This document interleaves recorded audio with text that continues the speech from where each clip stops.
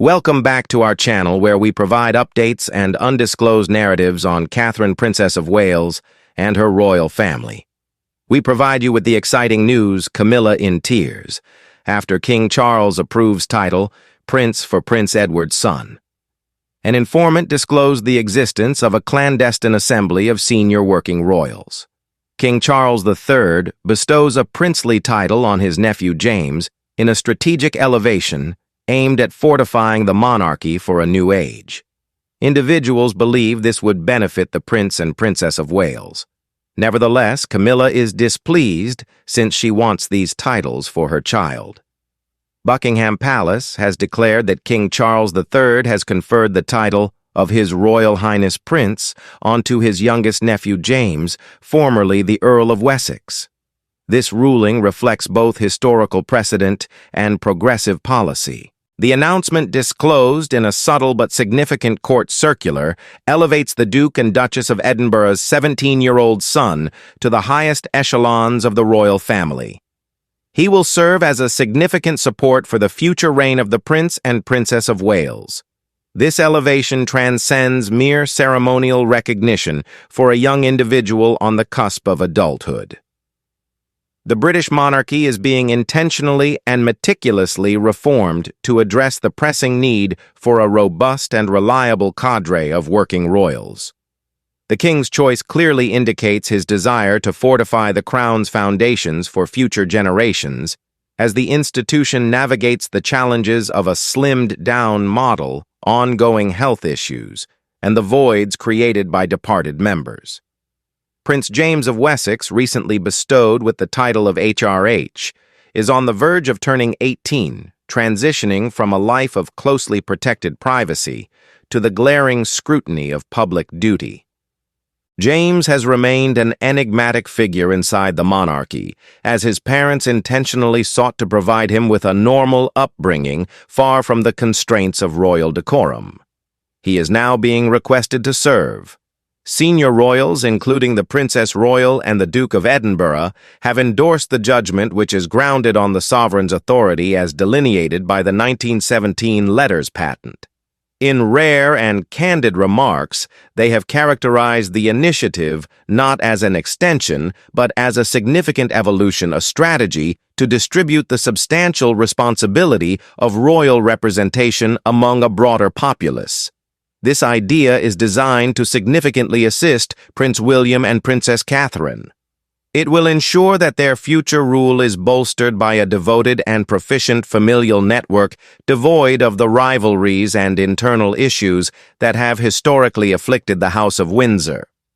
As the news stabilizes, the many facets of this royal reconfiguration become evident. They convey a tale of obligation, legacy, and the delicate balance between individual choice and organizational need. It is a narrative of a family that learns to adapt not only to survive, but to thrive, ensuring its relevance and stability in an ever-evolving world. The Unpretentious Prince, a portrait of James of Wessex. To understand the importance of this occasion, it is crucial to recognize the life circumstances that have shaped this modest young prince. James Alexander Philip, Theo Mountbatten Windsor, has been the monarchy's discreet secret for more than 2 decades. He is an individual of composed dignity whose existence has largely been removed from the incessant cycle of media and speculation that envelops his more famous family. James was born on a beautiful December morning in 2007 at Frimley Park Hospital, Surrey. He was the second child and only male descendant of Prince Edward and Sophie, who were at that time the Earl and Countess of Wessex. He was a reservoir of potential in a dynasty with several heirs, but from infancy, his path was deliberately diverted from the conventional royal trajectory. This occurred due to a pact made by his parents at the time of their marriage in 1999. Edward and Sophie, wishing to shield their future offspring from the obligations and limitations of their heritage, declared that their children would not bear the title of His or Her Royal Highness. Consequently, they would be recognized as the Earl's progeny, and James would receive the title of Viscount Severn upon his birth. It represented a philosophy of safeguarding, a bold manifestation of parental foresight inside an institution entrenched in tradition. In a 2020 interview with the Sunday Times, Sophie, the Duchess of Edinburgh, articulated her aspirations with fervent sincerity. She said, "We endeavor to instill in them the understanding that they will likely need to earn a living. Consequently, we opted not to employ HRH titles. They possess them and may utilize them upon turning 18, but I doubt they will."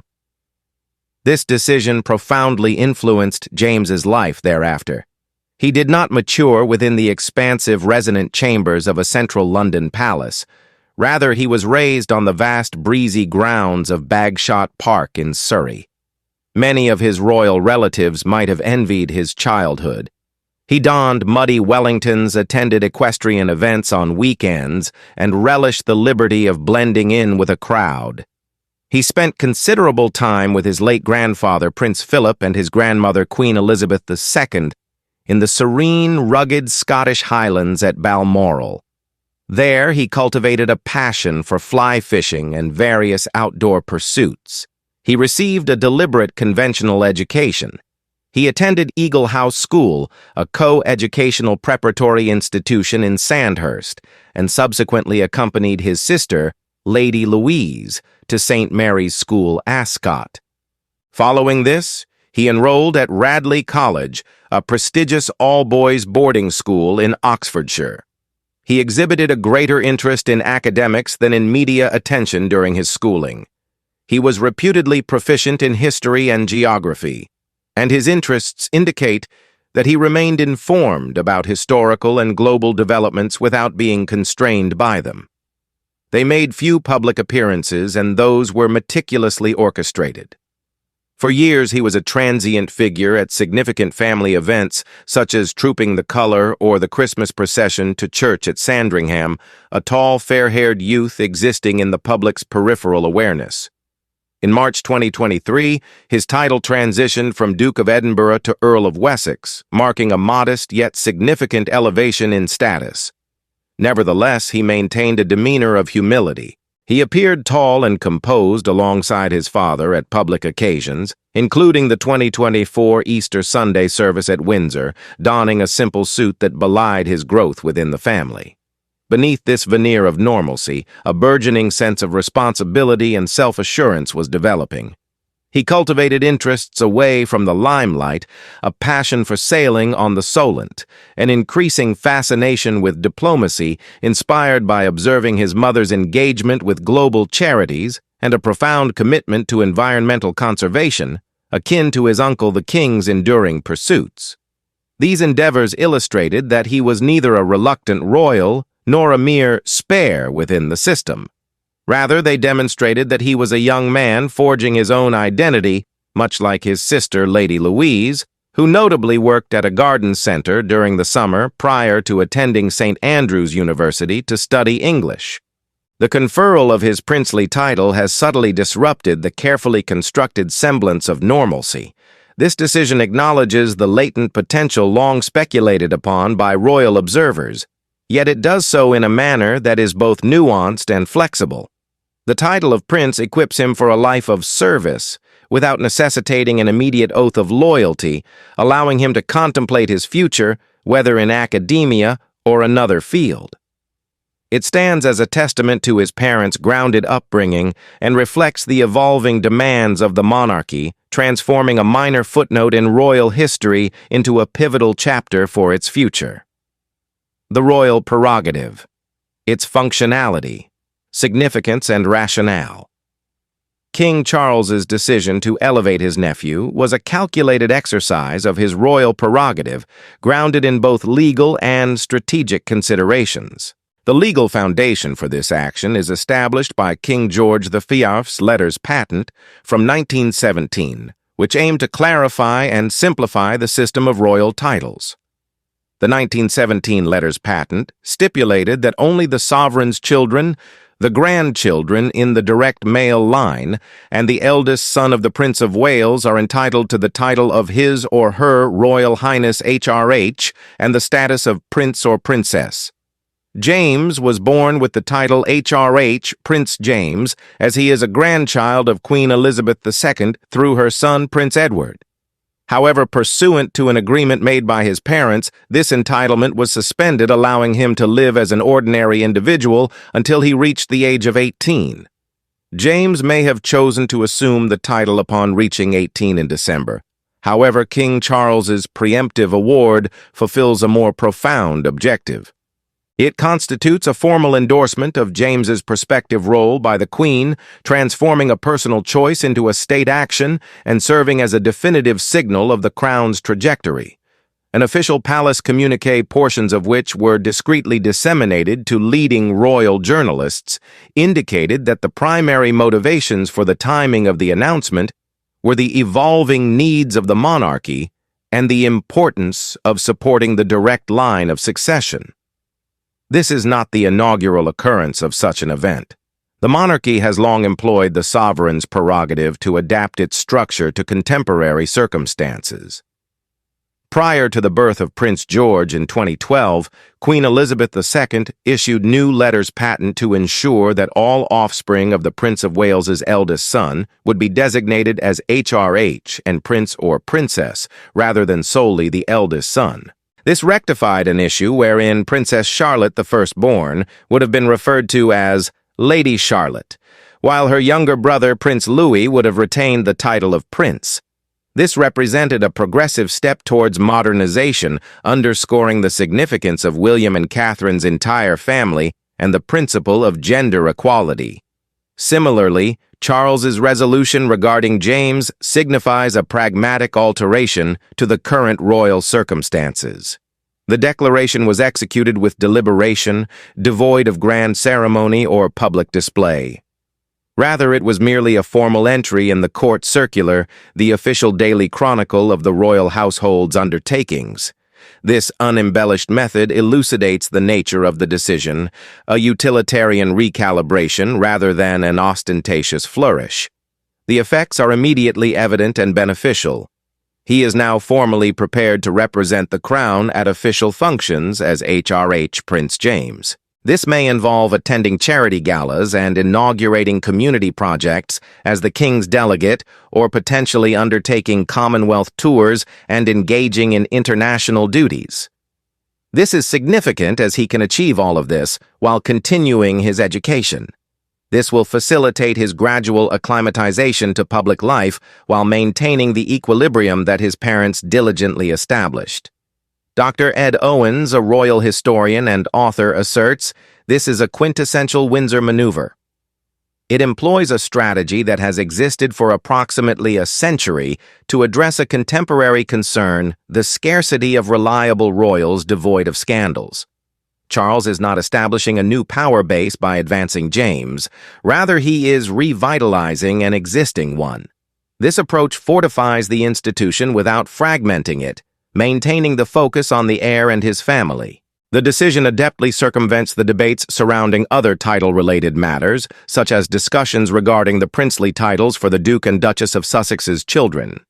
The king reinforces a sense of order and internal unity by elevating a grandson of the former monarch who is well regarded within the UK royal family and positioned far down the line of succession. James's ascension is a manifestation of duty rather than an assertion of entitlement. This distinction is crucial for maintaining harmony within the House of Windsor. The perspectives of experience, the rationale behind Princess Anne and Prince Edward's actions, the Princess Royal and the Duke of Edinburgh, two of the royal family's most steadfast members, hold divergent perspectives on the strategic implications of this decision. As the king's siblings and two of his most trusted advisors, their public and private endorsement has been crucial in advocating that James's ascension to power is a natural and vital progression for the monarchy's enduring vitality. Princess Anne, often regarded as the family's diligent contributor, expressed her customary pragmatic and dispassionate viewpoint. During a visit to a rural business consortium, the Princess Royal remarked to reporters, "The strength of any enduring institution resides in its capacity to adapt." This engagement is a routine occurrence in her demanding schedule. It is our responsibility to ensure the Crown receives the necessary support. Bestowing this honor upon James equips him with the resources to effect change. It pertains to collective responsibility, alleviating the burden for the Prince and Princess of Wales without inciting complications. She has engaged in this endeavor for decades, thus her rationale is robust. Anne has consistently advocated for a team of teams approach, having observed the gradual diminishment of the royal roster due to the retirements of the Duke of Edinburgh and the Duke of Kent, as well as the more recent absences of Prince Harry and Prince Andrew. She understands that a limited cadre of dedicated individuals is essential for maintaining the monarchy's visibility and influence. For her, incorporating James is not a matter of spectacle. It is about ensuring operational efficiency and practicality. A brief hospitalization in 2024 underscored for her how swiftly the pool of available senior royals can diminish, placing considerable pressure on the remaining few. Prince Edward, the Duke of Edinburgh, imparts a more personal and paternal perspective to his sister's pragmatic approach. He elaborated on the family's sentiments during a meticulously orchestrated interview with a reputable royal journalist. The Duke stated, "Sophie and I have always desired for James and Louise to select their own trajectories. My brother the King made this decision, yet it does not negate that choice. Rather, it affirms his position in the family's civic duty. It is designed to assist the Waleses by providing a means to do their responsibilities that enhances rather than detracts from their work. The aim is to maintain harmony among our ranks and ensure that William's future reign starts optimally." Edward's assertions indicate that he has several justifications for his claims.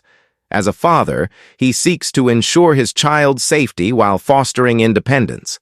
As a duke perpetuating his father's legacy, he is profoundly committed to the principle of service. He believes this is an effective method for James to uphold the familial principle of duty, characterized by diligence, integrity, and loyalty, while avoiding the pressures associated with direct succession. He has always stated his desire to assist Charles's rule in a humble but impactful manner, seeing his son's new position as a rational continuation of that commitment. Their counsel together illustrates a concept of strategic empathy. Anne, unconcerned with her children's position in the succession, offers a candid perspective on the institution. Edward, the youngest offspring of a king, emphasizes the significance of finding a purposeful position that transcends being a spare. Their collective endorsement illustrates the absence of discord within the family and underscores the enduring connections among its members which go beyond mere titles. This robust pairing links the era of Queen Elizabeth II with the future, ensuring that this significant transition is seen as an essential evolution rather than a superfluous alteration. Fortifying a robust future, a safeguard for the reign of William and Catherine.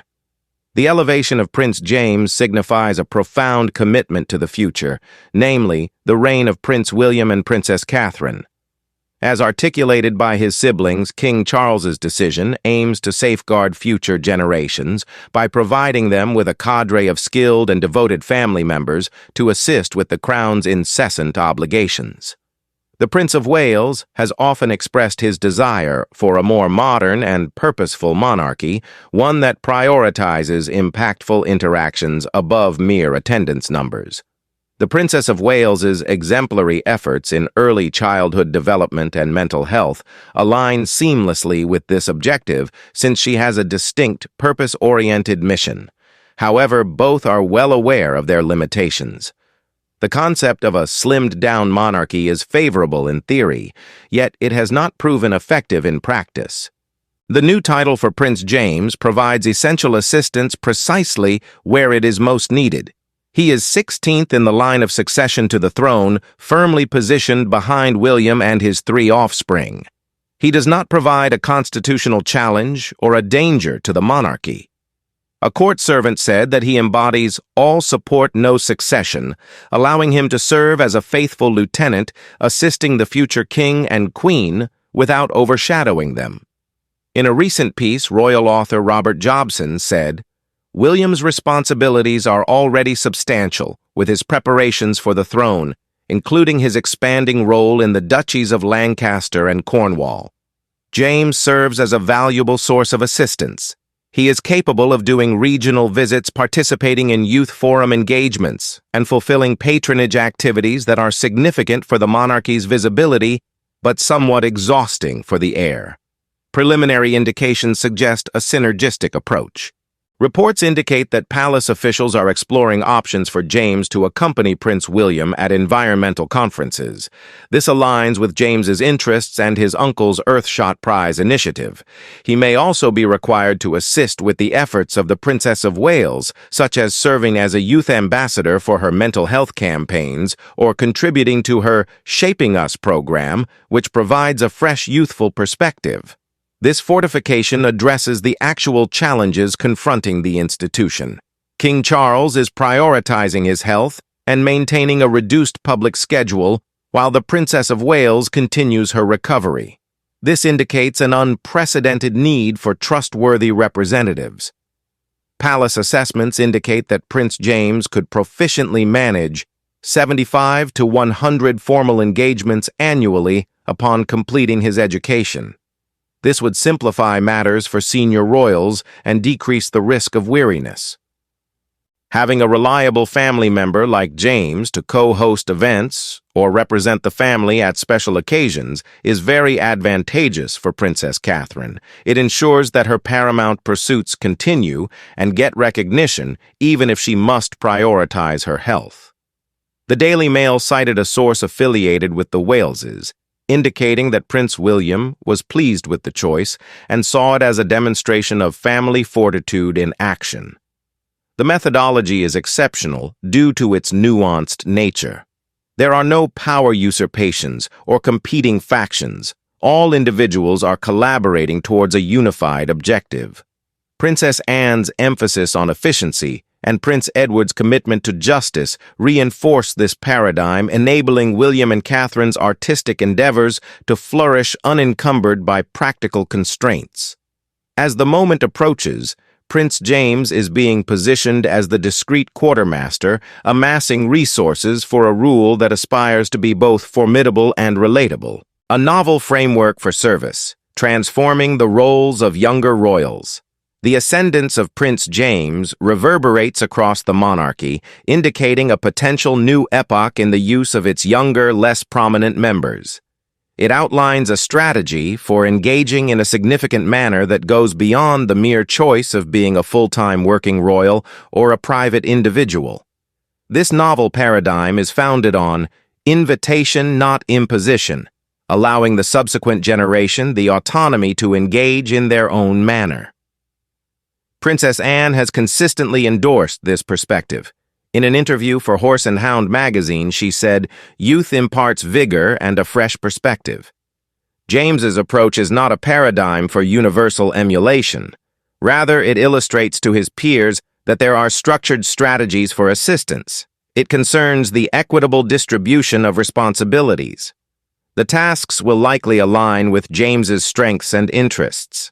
He may assist organizations related to scouting, sailing, or environmental conservation for youth, similar to his grandfather, Prince Philip's involvement with the Duke of Edinburgh's award. Additionally, he may leverage modern technology to engage with schools and institutions online, integrating his traditional royal duties with innovative approaches. This model may extend to others. His sister, Lady Louise, has chosen to attend university independently, although she may assume specific roles or patronages in the future if she desires. It also offers Princess Charlotte and Prince Louis, the younger siblings of Prince George, a potential framework for their roles. This will enable them to establish their own careers while still supporting their brother when he ascends to the throne. It counters the narrative of a staffing shortage by presenting a versatile pool of talent that can be utilized as needed. This approach is crucial as it seeks to mitigate the heir and the spare dilemma that has historically generated significant discord, particularly between Prince William and Prince Harry. The Crown diminishes the potential for rivalry and resentment by clarifying that James's role is to provide support while distancing him from the direct line of succession. His responsibilities will involve collaboration with others, his agenda will be coordinated with William's office, and his public persona will be curated to avoid competing with the heir. In The Spectator, Prince Edward remarked, "It's designed for harmony, reflecting on his own travels. My father consistently advised me to cultivate my own expertise and pursue my endeavors with intention. This enables James to assist his cousin without aspiring to the throne, thereby maintaining a clear line of succession for George and future heirs."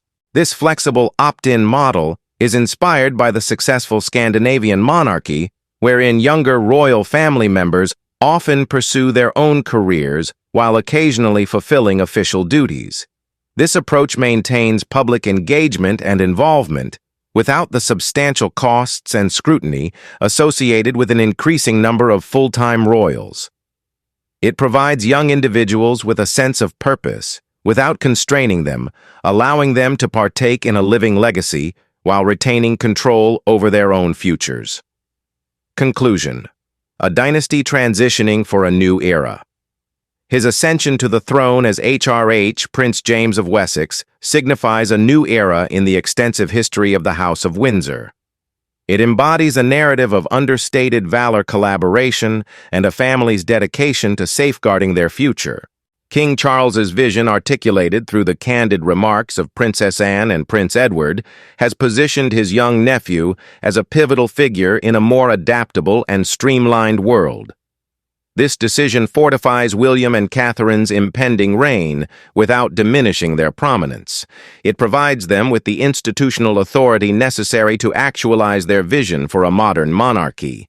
It invites a new generation to infuse innovative ideas and vigor into the traditional establishment while ensuring the succession line remains robust and unbroken.